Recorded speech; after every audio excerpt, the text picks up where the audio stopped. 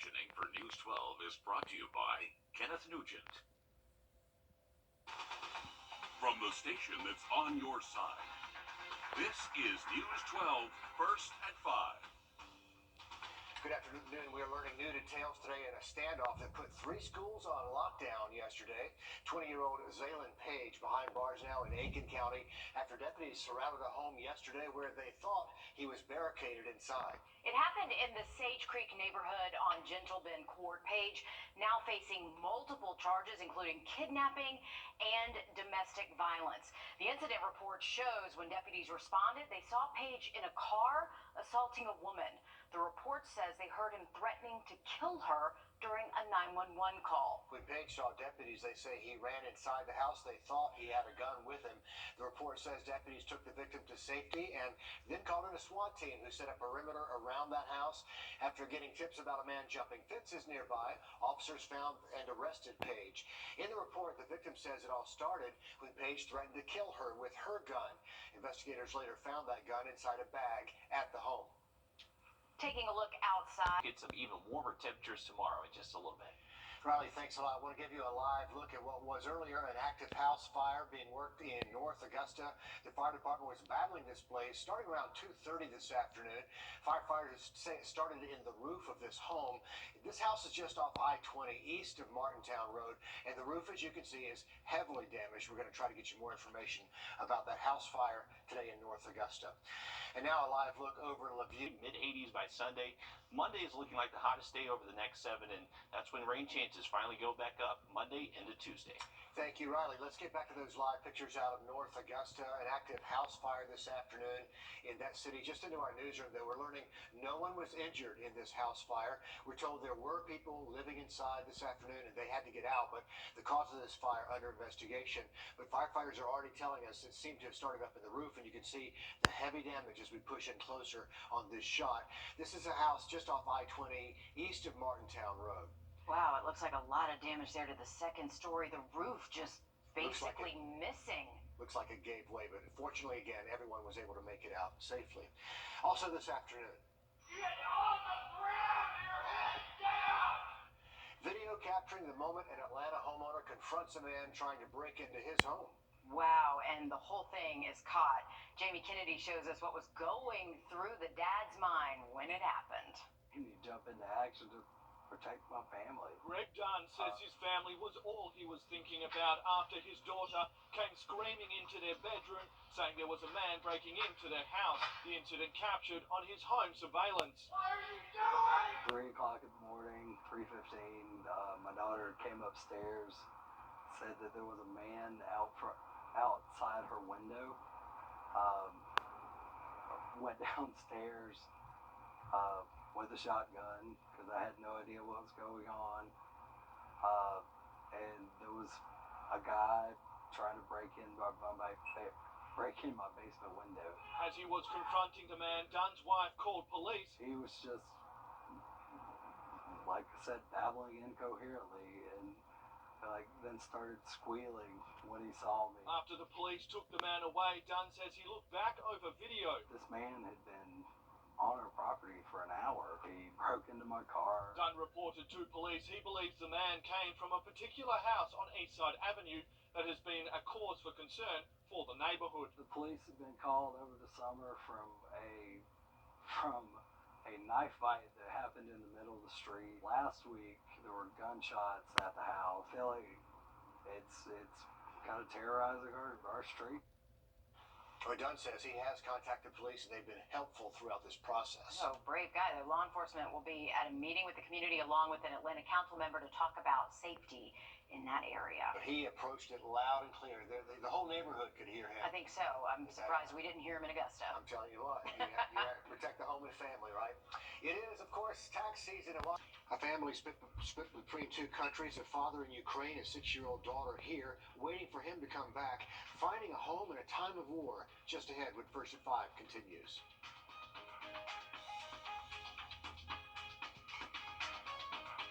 Investigate TV. There are also some signs that they're running out of food. So let's begin with a live look now over Lrdw in western Ukraine. That city has become a hub for refugees. Apparently an anchor set down in front of our shot of that city, but for now we're just going to continue to tell you about this place under siege. Russian forces firing rockets at a TV tower there, hours after Moscow warned of those strikes on security agency facilities. Yeah, just an area of destruction. Meanwhile, the World Health Organization warns a critical oxygen shortage will make it even harder to treat COVID patients. For one local family split between two countries, the war is a harsh reality, and it's hitting very close to home. A father trapped overseas, his wife and daughter watching now from Evans. I need us to be together. I mean, it's the most basic thing, and it's what most matters. Alex Prelov, his wife and 6-year-old daughter, Amelia, all from Ukraine, but they spent half the year with Amelia's grandparents here in Columbia County. Now, with Russia invading the country, Alex is trapped in Ukraine. Our Sloan O'Cone brings us the story of a family working to make sense of the tragedy of this war. Well, for many of us today, we woke up to clear skies and a high of 80, but this is the stark reality of what many in Ukraine are experiencing. The family says this is not just a video on your screen. Families like theirs don't know what to do and don't know if their relatives will make it to the next morning. Right now, Alex is volunteering in a non-combative role, driving families and children out of Kyiv to somewhere safer. But Amelia keeps asking, where is her dad? Rick Snow, Amelia's grandfather, says their goal is to get refugee status for the girls and somehow get Alex back to the States. But it's not an easy process. They fear their family might not be together again. They worry about sending their daughter and granddaughter back to war. And even if they do go back, Rick asks, what will they have to go back to? And I need people to know that these are real people. This is not some abstract war taking place halfway around the globe. This is our family. These are the citizens of Ukraine, residents of Columbia County. Coming up tonight on News 12 at 6 o'clock, I'm working on a story diving deeper into what it's going to take for this family and for those alike across the country to be reunited safely. So many people affected by this. I mean, I know a lot of us watching these images, it just is so hard to see, but then to realize so many people here have personal connections makes it even harder for them to see those images, the destruction. Even more frightening for them, and certainly frustrating as they try to get him out of Ukraine. But yeah, they're in the best place possible right now, but I know they need him home. They do.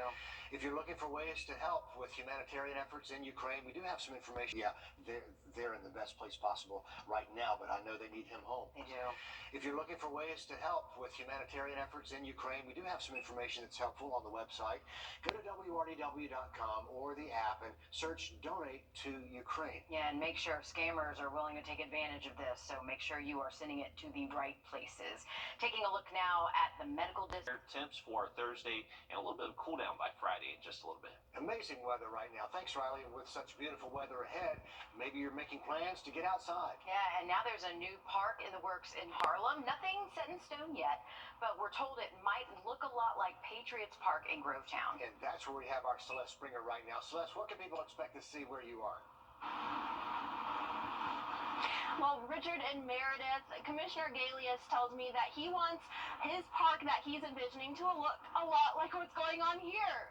Family gathering, playing football, tennis, soccer, you name it. And we got it here at least at Patriots Park, but the vision is something coming to Harlem that'll be newer and maybe even a little bit bigger. What you're seeing here is all of Patriots Park. It's the bar set for Commissioner Galius's new vision for the Harlem area. Well, my vision is for a park that is going to rival or maybe surpass anything else in the park system. It's going to be a destination. A destination for families, but maybe a destination for the pros, too. That is going to support some of the tournaments that we're going to host here and that we presently host in other parts of the county. From pickleball to tennis to soccer or baseball, some commissioners believe there's more people than ever ready to throw on some sneakers. And as more people began to get into the area, it was clear that there wasn't enough recreation in the area south of I-20 for the Harlem Grovetown area. According to census data, more than 32,000 people have moved to Columbia County in the last 10 years. Whether this project happens depends on the Columbia County voters who will cast a ballot in November for SPLOST funds. And build those memories that are part of the great experience of living here in Columbia County. And guys, thanks again to this family for lending me this football, even though I don't know how to throw it. Maybe I should get out here more often. Well, regardless, this new park, again, it is still in the planning stages. Voters still have to vote on it. I'm heard it could be somewhere around $25 million, but Commissioner Galius tells me it could be more, could be less. So we'll just have to wait and see.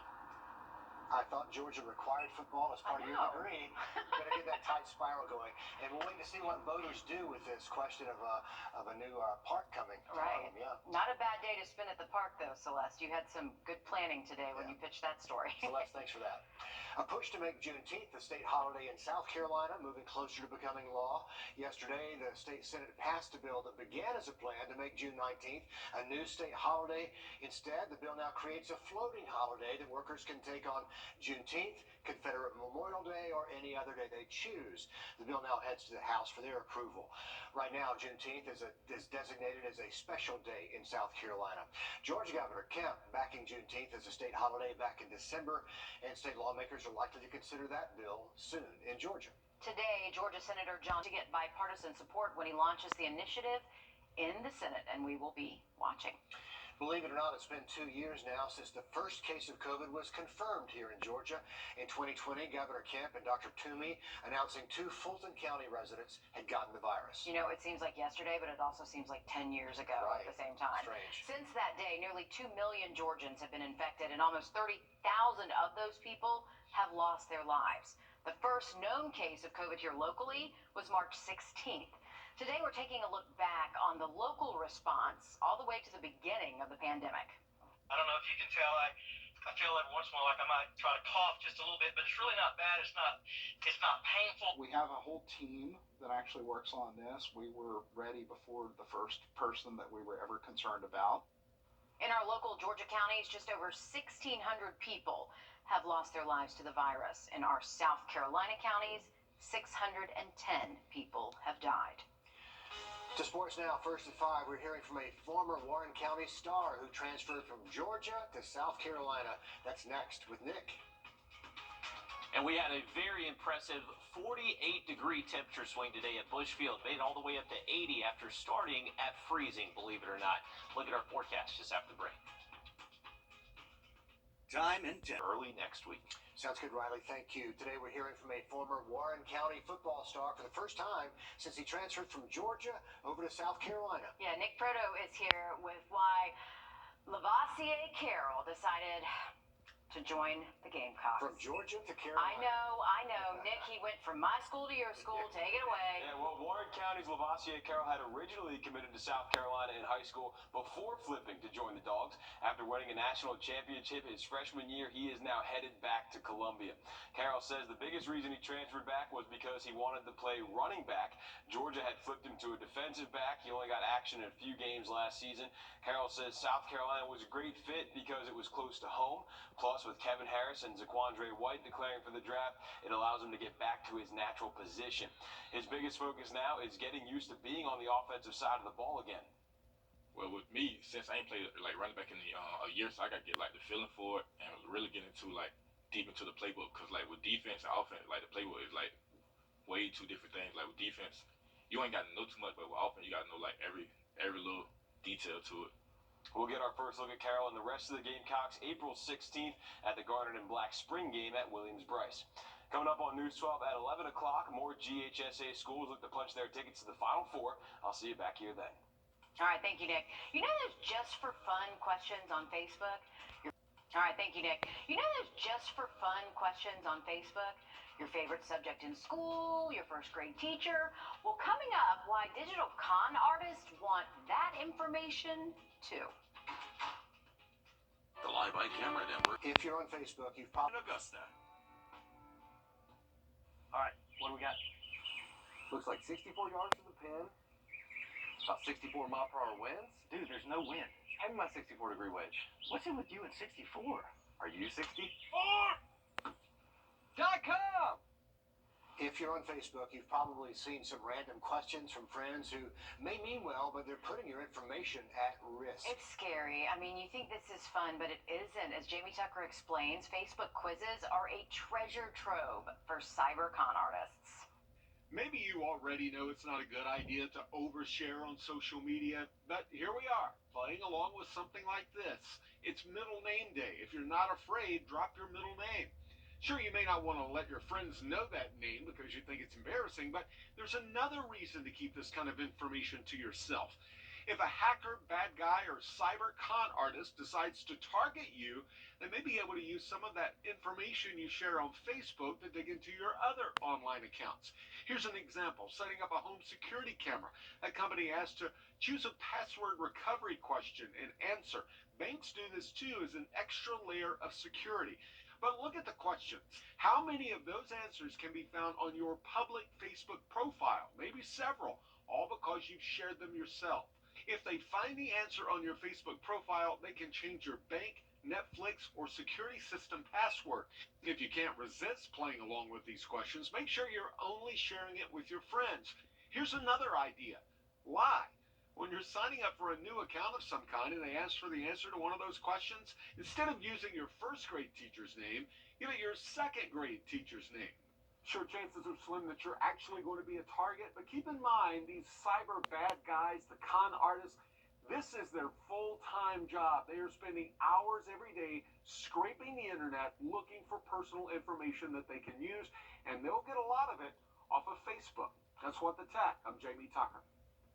So here's the takeaway. We've got to stop oversharing everything on social media. Hey, you know what makes me mad, though? If people would work just as hard to get an actual job as they would scraping social media for little bits of information to try to use against you, then, yeah. But anyway, I'll get off my soapbox. The scammers put in the hours. They sure do.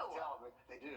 Facebook is rolling out a new feature to protect your account and your information. Yeah, for now, you just have to stay tuned, but you'll get an email and notification when that feature is available. Okay, in honor of Read Across America Day, schools around the river region did their best to get kids excited about reading. The idea is to encourage young students to develop a love for reading in hopes of improving their reading skills. We stopped by Hammond Hills Elementary this morning, where one teacher says she can relate to kids who might not enjoy reading now and wants to show them how fun it can be. As a child who struggled with reading herself and didn't really like it until after I had graduated college, now I read like 36 books over the summer because it's what I love to do. I want to share my love with my students. I don't want them to miss out on, the fact that a book can take you anywhere. Today, students in Miss Pond's class got to pick out 6 books about whatever it is they're interested in the hope that each kid will find a topic that they think is interesting. Ms. Pond is right. A book can take you anywhere. One of our local historically black colleges. Is there anything else you need? Just let us know. Wrdw Equipment is your trusted source for all your outdoor power equipment needs. Not only do we offer the best sales and service in the area, We also carry all the top brands and products from Exmark, Husqvarna, Steel, and more. and if you're not looking to buy, we offer many choices on rental equipment too. With a reputation for quality products, Awesome customer service. And competitive prices. Wrdw, your #1 choice for power equipment. You've been in an accident.